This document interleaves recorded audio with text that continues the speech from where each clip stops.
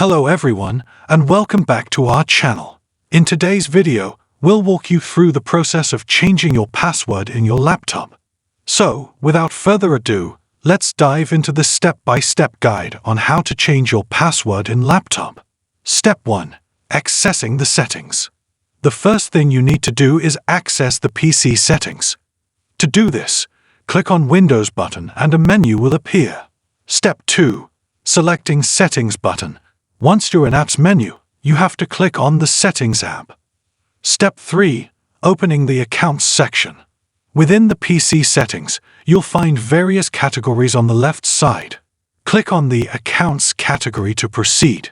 Step 4. Changing your password.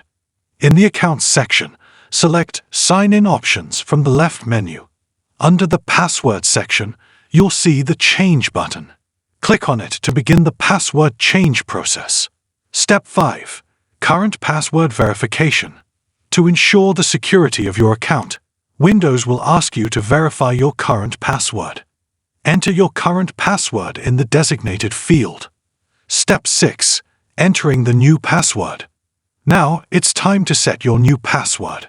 Choose a strong and unique password that includes a combination of letters, numbers, and special characters for maximum security. Enter the new password in the provided fields. Step 7. Saving changes. After you've entered your new password, click the Next button. Step 8. Completing the process. Congratulations! You've successfully changed your password. Windows will confirm that your password has been updated. Click the Finish button to complete the process. And that's it. You've learned how to change your password in laptop. If you found this video helpful, don't forget to give it a thumbs up and consider subscribing to our channel for more tech tutorials.